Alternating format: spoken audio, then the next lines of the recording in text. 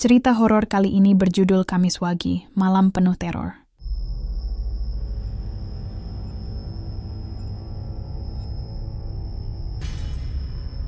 Namaku Ferry. Aku seorang pria muda berusia 27 tahun. Tinggal di Jakarta sejak lulus kuliah. Aku bekerja sebagai penulis konten digital. Hidup biasa, rutinitas kota besar, jauh dari kesan mistis. Tapi beberapa bulan lalu, nenek meninggal dunia.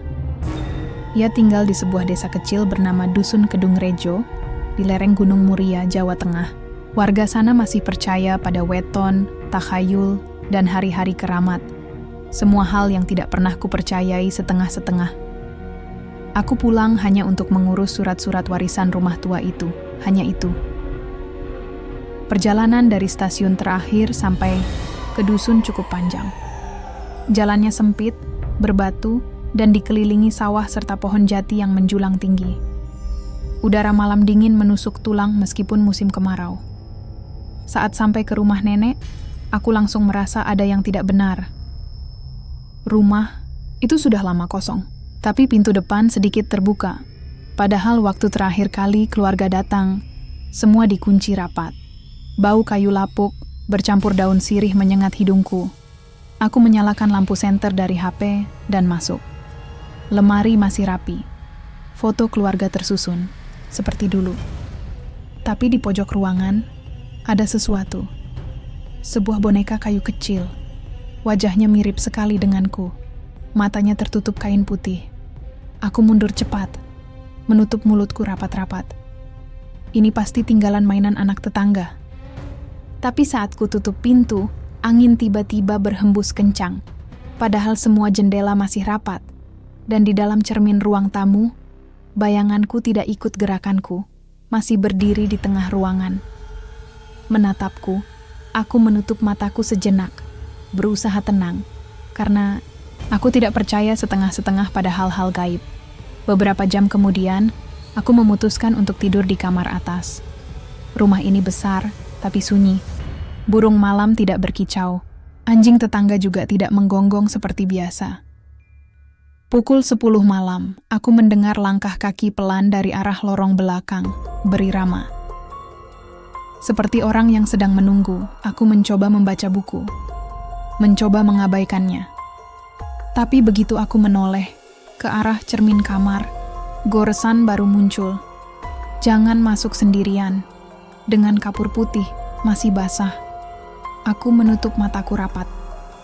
Aku ingin percaya bahwa ini cuma ulah manusia. Tapi hatiku tahu, aku baru saja memasuki sesuatu yang lebih besar dari sekadar urusan warisan. Dan malam ini adalah Kamis Wagi. Aku tidak bisa tidur semalaman. Setelah melihat goresan di cermin dan mendengar langkah kaki dari lorong belakang, aku memutuskan untuk duduk di ruang tamu sambil membaca buku lama milik nenek. Aku ingin percaya bahwa semua ini cuma sugesti atau ulah anak kecil yang iseng. Tapi jantungku tahu, ini lebih dari itu.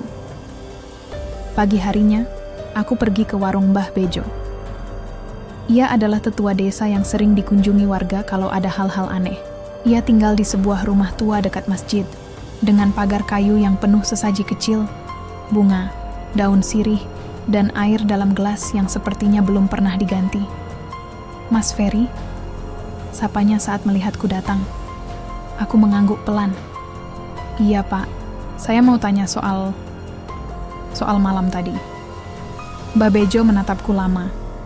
Lalu ia berkata, "Kamu tahu apa hari ini?" Aku mengerat-kerat tanah dengan ujung sepatu. "Biasa aja, Pak. Kamis seperti biasa." Ia menggeleng pelan. "Ini Kamis Wage, Nak. Bukan hanya hitungan pasar. Ini adalah waktu mereka mencari pengganti." Aku menelan ludah. Siapa mereka? Mbah Bejo tidak langsung menjawab. Ia hanya menatapku sedih. Lalu berkata, "Orang-orang yang hilang, yang enggak pernah pulang.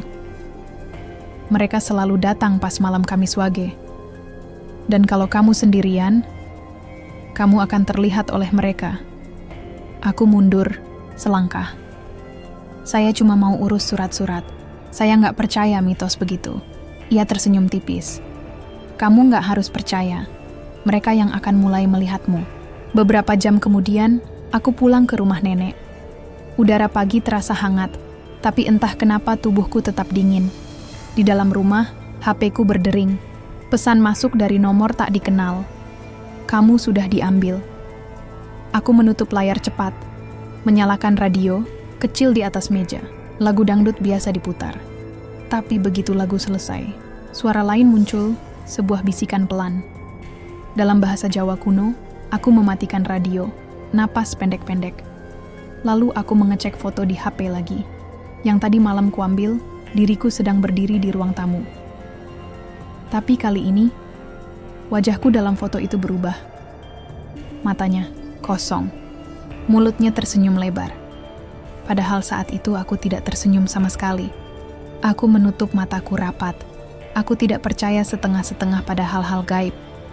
Tapi sekarang, aku yakin satu hal. Aku sudah terlihat oleh mereka. Dan mereka sedang menungguku. Aku pulang dari rumah Mbah Bejo dengan kepala pusing dan pikiran kacau. Kata-katanya terngiang-ngiang. Kamu sudah terlihat oleh mereka. Dan kalau kamu sendirian, maka kamu akan menjadi pengganti. Aku ingin percaya bahwa semua ini hanya omong kosong orang tua. Tapi saat sampai ke rumah nenek, HP-ku berdering lagi, pesan baru masuk dari nomor tak dikenal. Jangan buka lemari di bawah tangga. Aku menutup layar cepat. Napas pendek-pendek. Aku melihat sekeliling. Tidak ada siapapun. Hanya aku. Dan bayangan itu di cermin tadi malam. Aku memutuskan untuk mencari sesuatu yang bisa membantuku tetap tenang.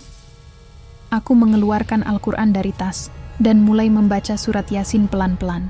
Aku juga menyiramkan air zam-zam ke wajah dan telapak tangan, berharap bisa membersihkan rasa tidak nyaman dalam diriku. Tapi begitu aku bangkit dari membaca doa, aku mendengarnya lagi. Langkah kaki berirama dari arah lorong belakang. Aku menahan napas, lalu pergi ke ruang tengah, menyalakan lilin kuning di sudut-sudut rumah. Aku tidak peduli pada ritual atau kepercayaan desa. Aku cuma ingin yakin bahwa aku masih manusia. Masih Ferry.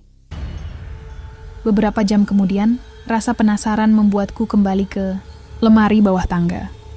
Tempat pertama kali aku menemukan boneka kayu mirip diriku. Ia masih ada di sana, tapi kali ini, matanya tidak tertutup kain lagi. Ia menatapku, tanpa pupil, tanpa jiwa. Aku mundur langkah demi langkah. Ingin lari, ingin pergi dari sini. Tapi justru aku malah membuka laci-laci kecil di meja dekat pintu. Dan di sanalah aku menemukan foto lama, foto keluarga besar kami, wajah nenek tersenyum lembut. Di belakangnya ada siluet hitam, samar-samar. Seperti seseorang yang tidak sepenuhnya terlihat. Aku mengerat-kerat lantai dengan ujung sepatu. Aku ingin percaya ini efek kamera buruk. Tapi aku tahu satu hal. Itu bukan bagian dari foto aslinya. Foto itu tidak seperti ini dulu. Malam menjelma. Aku memilih tidur di kamar tamu, bukan di kamar nenek. Aku menyalakan senter HP dan mengecek setiap sudut rumah. Semua tampak normal. Tapi begitu aku merebahkan diri di kasur tipis, aku mendengar suara. Bukan dari luar, tapi dari dalam. Sebuah bisikan pelan dari arah balik dinding kayu. Tidak jelas kata-katanya, tapi nadanya menusuk tulang. Aku menyalakan lampu, senter dari HP, menyinari seluruh kamar. Lalu aku melihatnya. Goresan baru di dinding, masih basah, baru saja ditulis. Kamu adalah pengganti terakhir. Aku menutup mataku rapat. Aku tidak percaya setengah-setengah pada hal-hal gaib. Tapi sekarang, aku merasa mereka sedang menungguku. Menunggu waktu 2 dini hari. Dan aku tidak punya cara untuk kabur. Aku tidak bisa mengabaikannya lagi. Goresan di dinding itu. Boneka kayu dengan matanya yang kosong. Dan suara bisikan dari balik dinding kayu. Semua ini terasa seperti bagian dari sesuatu yang lebih besar. Sesuatu yang tertinggal dari nenek dan sekarang mulai menempel padaku. Pagi itu, aku kembali ke lorong belakang rumah. Aku ingat kata-kata Mbak Bejo. Jangan biarkan mereka melihatmu sendirian. Tapi aku harus tahu. Aku tidak bisa pulang tanpa mengerti kenapa nenek meninggalkan rumah ini dalam keadaan terkunci rapat setiap kali aku datang kecil dulu. Kenapa ia selalu bilang bahwa malam Kamis Waga adalah waktu orang hilang mulai mencari ganti. Di ujung lorong, ada pintu kecil yang tidak pernah dibuka. Tidak ada gagang besi. Hanya tirai usang yang menutupnya. Aku mengerat-kerat lantai dengan ujung sepatu. Lalu menyentuh tirai itu. Dingin. Seperti kain basah yang baru saja disetrika. Aku menarik napas panjang, lalu membukanya pelan-pelan. Di baliknya, sebuah kamar kecil, gelap, lembab, dan penuh debu. Aku menyalakan senter HP dan melangkah masuk. Di dalam, aku menemukan banyak hal aneh. Foto orang-orang asing tergantung di dinding. Wajah mereka murung, matanya kosong, sekilas mirip denganku. Di atas meja kayu, tua, ada notes kecil, isinya hanya satu kalimat berulang-ulang. Setiap halaman, aku bukan aku lagi. Aku menunggu penganti, aku menutup notes itu cepat. Napas pendek-pendek, aku ingin keluar. Tapi saat kutoleh ke belakang, tirai itu sudah tertutup. Padahal, tadi aku yakin belum menyentuhnya. Lalu dari sudut kamar, aku mendengarnya. Kamu sudah diambil. Sekarang kamu harus menunggu. Aku menutup telinga, membaca jikir pelan-pelan. Aku mencoba tenang. Tapi HP-ku berdering lagi. Pesan masuk. Kamu tidak bisa pergi. Kamu sudah terlihat. Aku menatap layar lama, lalu melihat bayangan hitam di cermin dekorasi kecil di pojok kamar. Menatapku, tanpa mata, tanpa suara, cuma tersenyum. Aku mundur langkah demi langkah, ingin lari, tapi kakiku gemetar. Dan begitu aku sampai ke ruang tengah, aku melihat coretan baru di tiang kayu. Kamu adalah penutup riwayat. Masih basah, baru saja ditulis. Aku menutup mataku rapat. Aku tidak percaya setengah-setengah pada hal-hal gaib. Tapi sekarang, aku yakin satu hal. Aku bukan cuma keturunan nenek. Aku adalah pengganti. Dan mereka sedang menungguku. Aku tidak bisa mengabaikan coretan itu. Kamu adalah penutup riwayat. Masih basah, baru saja ditulis. Tapi aku yakin, tangan ini tidak pernah menyentuh kapur putih itu. Aku menutup mataku rapat. Ingin percaya bahwa ini hanya ulah warga. Tapi mereka tidak pernah datang ke sini. Rumah nenek terlalu jauh dari pemukiman. Aku kembali ke kamar tamu. Udara pagi cukup hangat, tapi tubuhku tetap dingin. Aku membuka HP dan melihat foto lama dari masa Jakarta. Aku sedang makan siang dengan teman-temanku. Tapi begitu kulihat layar, wajahku dalam foto itu berubah. Matanya kosong. Mulutnya tersenyum lebar, padahal dulu aku tidak pernah tersenyum. Seperti itu.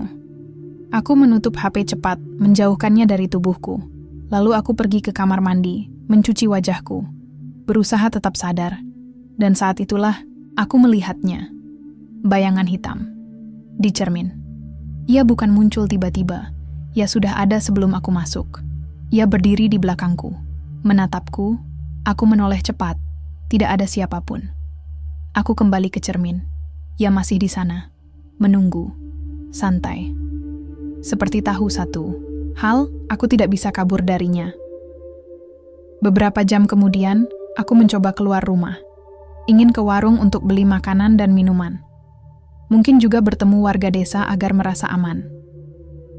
Tapi begitu sampai ke pasar kecil Dusun Kedung Rejo, semua orang menjaga jarak dariku. Ibu-ibu yang biasa ramah malah langsung menunduk. Anak-anak berlari begitu saja saat melihatku lewat. Ada apa? Tanyaku pada penjual gorengan tua. Ia diam sejenak, lalu berkata pelan.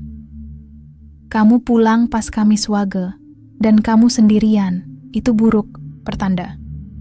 Aku mengerat-kerat tanah dengan ujung sepatu. Itu cuma kebetulan.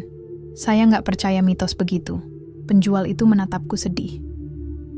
Kamu nggak harus percaya, tapi mereka sudah mulai melihatmu. Aku mundur langkah demi langkah. Napas pendek-pendek. Saat pulang ke rumah nenek, aku langsung menuju cermin ruang tengah. Aku ingin memastikan bayangan itu tidak ada lagi. Aku ingin yakin bahwa diriku masih utuh. Tapi begitu ku dekati cermin itu, refleksiku tidak ikut gerakanku. Aku melangkah maju. Tapi ia tetap diam. Aku menepuk cermin. Tapi ia tidak bergetar. Ia hanya menatapku. Dengan senyum yang semakin lebar, aku menutup mataku rapat. Aku tidak percaya setengah-setengah pada hal-hal gaib. Tapi, sekarang aku yakin satu hal. Aku bukan Ferry lagi. Aku adalah pengganti terakhir. Dan mereka sudah mulai tinggal dalam diriku. Aku tidak bisa tinggal diam lagi. Setelah melihat refleksiku yang tidak ikut gerakan tubuhku di cermin, aku yakin satu hal. Ada sesuatu dalam rumah ini. Dan itu bukan hanya sugesti atau ketakutanku sendiri. Malam itu, udara terasa lebih dingin dari biasanya. Aku memilih untuk tetap terjaga, menyalakan lilin kecil di atas meja ruang tengah. Aku membawa Al-Quran dan mencoba membaca zikir pelan-pelan. Tapi HP-ku terus berdering tanpa henti. Pesan demi pesan masuk dari nomor tak dikenal. Kamu sudah terlihat. Segera menjadi bagian dari kami. Layar menyala redup, lalu mati total. Tidak ada baterai, padahal tadi pagi masih penuh. Aku menutup mataku rapat, ingin percaya bahwa ini cuma HP rusak. Tapi jantungku tahu, ini lebih dari itu. Beberapa jam kemudian, saat jam menunjukkan pukul 1 dini hari, aku mendengar suara langkah kaki dari arah lorong belakang, berirama. Perlahan. Menuju kemana? Ke kamarku. Aku mengambil senter dari tas dan pergi ke lorong. Langkahku gemetar.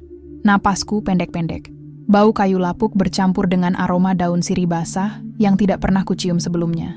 Di ujung lorong, pintu kecil itu masih tertutup tirai usang. Tapi kali ini, goresan baru muncul di lantai kayu. Di sini kami menunggu. Dengan kapur putih, masih basah, aku mundur selangkah, menyiramkan air zam-zam ke lantai sebagai perlindungan. Membaca surat Al-Fatihah, pelan-pelan, tapi suara langkah itu tidak hilang, malah semakin dekat. Aku menoleh ke belakang, tidak ada siapapun. Tapi begitu kembali menatap lorong, bayangan hitam muncul, berdiri di balik pintu kecil itu, menatapku, tanpa mata, tanpa mulut, cuma tersenyum dari dalam kegelapan. Aku menutup mataku rapat. Aku tidak percaya setengah-setengah pada hal-hal gaib. Tapi sekarang, aku tahu satu hal. Aku sudah menjadi target mereka. Dan mereka tidak akan berhenti menungguku. Aku tidak bisa tinggal lebih lama di sini. Setelah semalaman mendengar langkah kaki dan melihat goresan baru di lorong belakang, aku memutuskan untuk pergi dari dusun Kedung Rejo pagi ini. Aku tidak peduli pada kata Mbah Bejo atau warga desa yang bilang Kamis Wage adalah waktu mereka mencari pengganti. Aku cuma ingin pulang ke Jakarta, ke dunia nyata, ke tempat semua masih masuk akal. Pagi itu aku mengepak barang-barangku dengan cepat. HP-ku masih mati, tidak mau menyala lagi sejak semalam. Aku hanya membawa satu tas kecil dan uang secukupnya. Aku berjalan keluar rumah nenek, berniat mencari ojek online atau sopir angkot yang mau mengantarkanku ke terminal. Tapi begitu sampai di pos ronda, aku melihatnya. Seorang lelaki tua sedang duduk di kursi bambu. Ia mengenakan baju compang-camping, matanya berkaca-kaca. Wajahnya murung. Ia menatap jalanan kosong seperti sedang menunggu sesuatu. Aku mengerat-kerat tanah dengan ujung sepatu. "Pak, ada ojek? Saya mau ke terminal." Lelaki itu menoleh pelan. Dan saat kulihat wajahnya, aku mundur selangkah. Wajahnya mirip sekali denganku, tapi lebih tua, lebih murung. Matanya kosong. Ia tersenyum tipis. "Kamu juga ingin pergi?" Aku menahan napas. "Iya, saya cuma sementara di sini. Saya harus pulang." Lelaki itu menghela, napas panjang. Saya dulu juga bilang begitu. Tapi saya nggak pernah benar-benar pulang. Aku mengerat-kerat tanah lagi. "Siapa Bapak?" Ia diam cukup lama, lalu menjawab, "Dulunya saya penulis seperti kamu. Datang ke dusun ini pas Kamis Wage. Cuman mau ambil warisan. Tapi Ia menatapku sedih. Saya tidak pernah bisa pergi. Aku mundur langkah demi langkah, ingin lari. Tapi ia tidak menghalangi. Hanya menatapku, seperti tahu satu hal, bahwa aku juga akan seperti dia nanti. Beberapa jam kemudian, aku bertemu sopir ojek online lewat aplikasi. Aku memesan mobil menuju stasiun terdekat. Aku sudah siap. Tas di punggung, sandal jepit di tangan. Aku tinggalkan rumah nenek tanpa pamit pada siapapun. Mobil datang tepat waktu. Sopirnya muda, ramah, baik. Aku naik dengan harapan besar bahwa kali ini aku bisa pulang. Tapi begitu kami sampai ke perbatasan desa, mobil mogok, mesin mati total, lampu redup. Radio tidak menyala, bahkan AC berhenti bekerja. Aku mengetuk jendela dan bertanya, "Ada apa?" Sopir itu menatapku lama, lalu berkata, "Mas Ferry, saya lihat Bapak duduk di sini dari tadi malam, tapi matahari belum terbit. Dan Bapak sepertinya tidak sadar kalau sudah 2 jam kita berdiri di sini. Nggak bergerak, menatap lurus ke depan." Aku menutup mulutku rapat. Saya tadi sedang menunggu. Itu aja. Ia menggeleng pelan. "Saya nggak yakin Bapak pergi dari sini sendiri." Lalu ia menepuk bahuku. "Maaf Mas, saya nggak bisa lanjut. Saya takut." Aku turun dari mobil. Melihat kendaraan itu pergi begitu saja, tanpa menoleh lagi. Aku berdiri di perbatasan desa, sendirian, dan saat kuputar badan, aku melihatnya. Boneka kayu itu yang kutemukan di lemari nenek. Sekarang ada di balik pohon jati, menatapku berdiri sendiri. Aku menutup mataku rapat. Aku tidak percaya setengah-setengah pada hal-hal gaib. Tapi sekarang, aku tahu satu hal. Aku tidak bisa pergi. Aku sudah menjadi bagian dari mereka. Dan aku mulai lupa, aku sebenarnya siapa. Aku pulang ke rumah nenek dengan langkah gemetar. Setelah gagal meninggalkan desa karena mobil ojek mogok dan sopir menolak mengantarku lebih jauh, aku merasa seperti sedang diikat oleh sesuatu yang tidak kasat mata. Aku mencoba untuk tetap berpikiran jernih, tapi semakin lama di dusun Kedung Rejo, semakin sulit rasanya untuk percaya bahwa ini semua hanya sugesti atau efek kurang tidur. Saat sampai ke rumah, udara terasa lebih dingin dari biasanya. Tidak ada burung berkicau. Tidak ada angin bertiup. Hanya sunyi. Aku membuka pintu perlahan. Rumah itu masih rapi seperti sebelumnya. Tapi saat kulihat cermin di ruang tamu, bayanganku tidak ada. Layar HP-ku menyala sendiri meskipun tadi mati total. Di galeri foto, satu gambar baru muncul. Aku sedang duduk di pos ronda malam tadi. Matiku kosong. Tanganku mengetuk-ngetuk kursi bambu. Dan wajahku tersenyum tanpa alasan. Aku menutup layar cepat, menjauhkan HP dari tubuhku, lalu aku mendengarnya. Langkah kaki, berirama, menuju ke lorong belakang. Aku mengambil senter dari tas dan melangkah pelan-pelan. Bau kayu lapuk bercampur daun sirih basah, menyengat hidungku. Padahal aku yakin tidak ada daun sirih di dalam rumah hari ini. Di ujung lorong, tirai usang yang menutupi pintu kecil itu bergoyang sendiri, bukan karena angin, tapi karena sesuatu di baliknya. Aku menahan napasku, lalu menyentuh tirai itu. Dan saat ku geser, pintu kecil itu terbuka sedikit. Masih tertutup rapat. Tapi dari celahnya, aku bisa melihat bagian dalam. Gelap, penuh debu. Dan di sudut, sebuah boneka kayu mirip diriku. Duduk sendirian. Menunggu, aku mundur selangkah, ingin tutup pintu. Tapi suara dari dalam membuatku diam. "Kamu sudah terlihat. Sekarang, kamu harus menunggu." Aku menutup telinga, membaca zikir pelan-pelan, meneteskan air zam-zam ke wajah dan leher. Tapi suara itu tidak hilang. Ia terus datang, berubah menjadi bisikan pelan dari arah dinding kayu. Aku menyalakan senter dan menyinarinya. Di situ, goresan baru muncul. Ferry Sahid, penjaga terakhir. Masih basah, baru saja ditulis. Aku mengerat-kerat lantai dengan ujung sepatu. Siapa yang tulis ini? Aku sendiri? Atau mereka? Beberapa jam kemudian, aku mencoba merekam suara itu dengan aplikasi perekam biasa. Aku ingin punya bukti kalau semua ini nyata, kalau bukan hanya imajinasiku. Aku mulai merekam dari depan pintu hingga ke tengah ruangan. Lalu suara itu benar-benar terdengar. Kamu sudah diambil. Kenanganmu akan hilang perlahan. Kamu tinggal di sini selama 7 hari. Aku menutup mataku rapat. Napas pendek-pendek, aku mengecek hasil rekaman. Yang ada di file audio hanyalah suara angin biasa. Tidak ada kata-kata. Tidak, ada bisikan. Aku ingin percaya bahwa ini semua cuma khayalan. Tapi saat aku melangkah keluar rumah dan melihat warga desa, mereka menatapku aneh. Seperti kenal, tapi takut. Mas Ferry, kata salah satu ibu di warung. Kamu nggak pernah pulang? Aku mengerat-kerat tanah dengan ujung sepatu. Saya baru aja datang lagi, Bu. Ia menggeleng pelan. Bukan. Kamu nggak pernah pergi dari sini. Kami lihat kamu duduk di pos ronda tiap malam. Tapi waktu kami dekati, kamu sudah lenyap. Aku menahan napas. Aku tidak ingat pernah duduk di pos ronda. Aku bahkan tidak ingat apa yang kumakan pagi ini. Dan itu membuatku takut. Lebih dari sekadar bayangan hitam. Lebih dari boneka kayu. Aku tidak tahu berapa banyak waktu yang hilang. Aku tidak tahu apakah aku masih sepenuhnya sadar. Yang pasti, aku mulai lupa siapa aku sebenarnya. Aku tidak bisa mempercayai diriku sendiri lagi.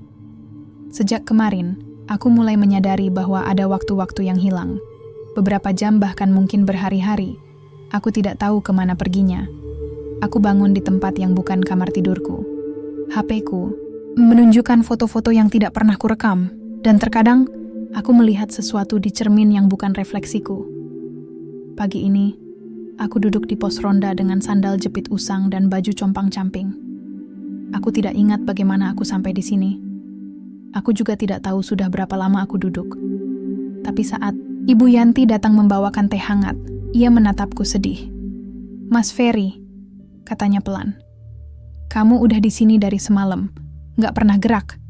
Aku mengerat-kerat tanah dengan ujung sepatu. Saya cuma ingin pulang, Bu. Saya nggak mau tinggal di desa ini selamanya. Ia menghela napas panjang. Tapi kamu kayaknya nggak bisa pergi begitu saja. Mbah Bejo bilang, kamu sudah terlihat oleh mereka. Aku menutup mataku rapat. Aku ingin percaya semua ini omong kosong. Tapi saat kulihat layar HP, ada foto baru di galeri yang tidak pernah kusimpan. Foto itu menunjukkan diriku sedang berdiri di halaman rumah nenek. Matanya hitam, senyumnya lebar. Dan di belakangku, bayangan hitam berdiri diam. Aku mundur langkah demi langkah, ingin hapus foto itu. Tapi file tidak bisa dihapus. Setiap kali ku tekan delete, foto itu muncul lagi, lebih jelas, lebih dekat. Beberapa jam kemudian, aku bertemu Mbah Bejo lagi. Kali ini, di pinggir sawah dekat makam tua. Ia sedang menyiram tanaman dengan air dari kendi tanah liat. Saat melihatku, ia langsung berhenti. Kamu masih di sini? Tanyanya pelan. Aku menggeleng cepat. Saya nggak mau tinggal, saya hanya... Aku tidak bisa melanjutkan kalimat. Aku tidak tahu apa yang ingin ku katakan. Mbah Bejo menatapku lama. Lalu ia berkata, kamu nggak bisa kabur dari hari ini. Kamu sudah menjadi bagian dari mereka. Bahkan, kalau kamu coba pergi, kamu akan balik lagi. Tanpa sadar, aku mengerat-kerat tanah dengan ujung sepatu. Bagaimana Bapak tahu? Ia menatapku sedih. Karena kamu bukan yang pertama. Ada banyak seperti kamu. Mereka pulang ke Jakarta.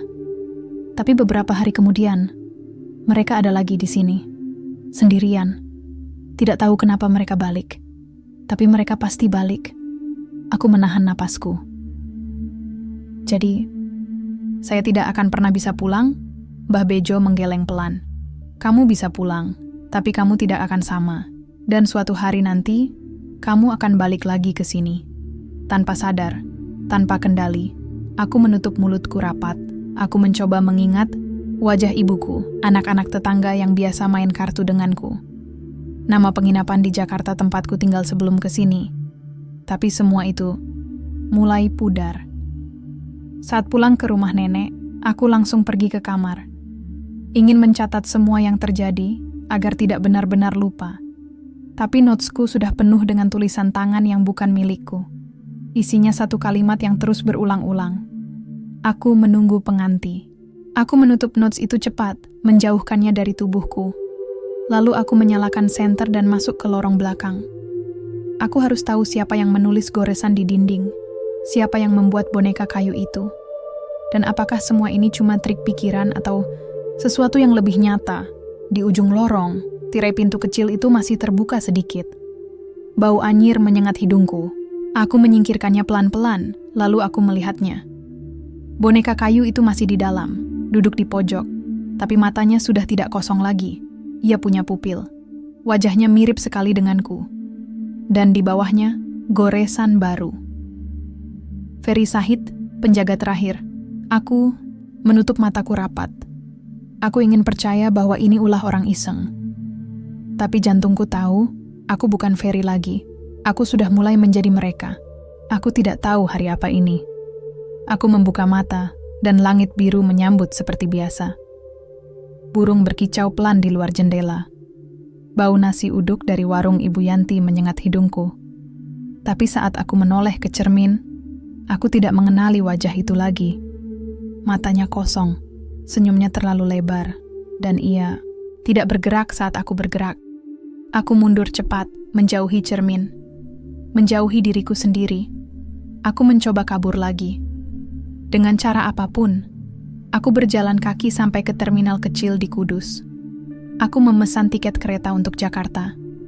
Aku masuk ke stasiun, dengan langkah gemetar, membawa satu tas kecil dan HP yang sudah tidak bisa kupakai sejak beberapa hari lalu. Tapi begitu kereta tiba, aku tidak naik. Entah kenapa, kakiku tidak mau bergerak. Seolah-olah sesuatu menahanku pergi. Aku pulang ke dusun Kedung Rejo, sendirian, tanpa sadar bagaimana caraku sampai ke sini. 7 tahun berlalu, aku masih tinggal di rumah nenek, masih duduk di pos ronda malam-malam, masih menemani anak-anak desa yang ingin pulang pas jam larut.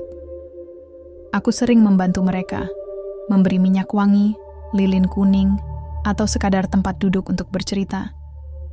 Tapi aku tidak ingat masa laluku. Aku tidak tahu siapa keluargaku atau di mana aku lahir. Yang aku tahu hanyalah satu hal, kalau kamu datang ke sini, jangan lakukan sendirian. Aku menulis itu setiap Kamis Wage di notes lamaku, tidak tahu kenapa, tapi rasanya penting. Seperti pesan dari seseorang yang dulu pernah sepertiku. Anak-anak mulai menjauh dariku. Warga tidak suka melihatku duduk di pos ronda. Mereka bilang aku selalu ada saat dibutuhkan, tapi tidak pernah benar-benar ada. Beberapa bulan lalu, seorang pria muda datang ke dusun ini. Ia pulang karena neneknya meninggal.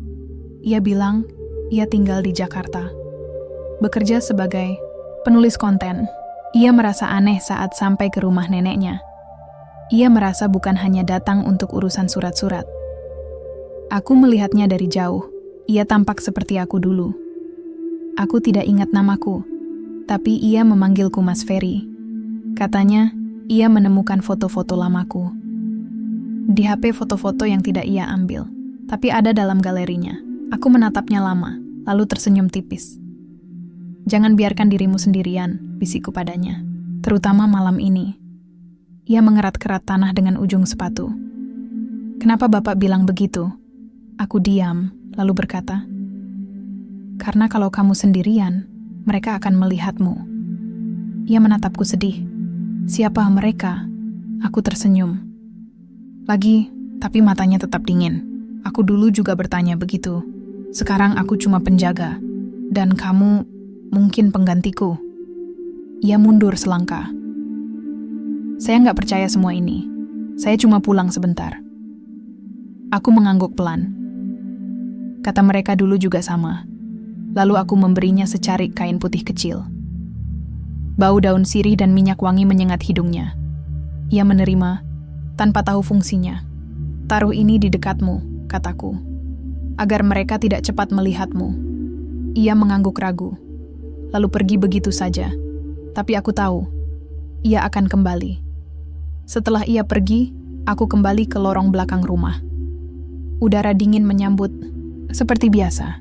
Di dalam kamar rahasia itu, boneka kayu mirip diriku sudah tidak ada. Hanya coretan di dinding. Ferry Sahid, penjaga terakhir. Pengganti akan datang. Aku menutup pintu pelan-pelan. Menyalakan lilin kuning di 4 sudut rumah. Membaca zikir, meskipun lidahku keluh. Aku tidak tahu apakah ini doa atau mantra. Aku hanya tahu satu hal. Aku sudah menjadi bagian dari Dusun Kedung Rejo. Aku tidak bisa pergi, dan 7 tahun lagi, aku akan menunggu penggantiku.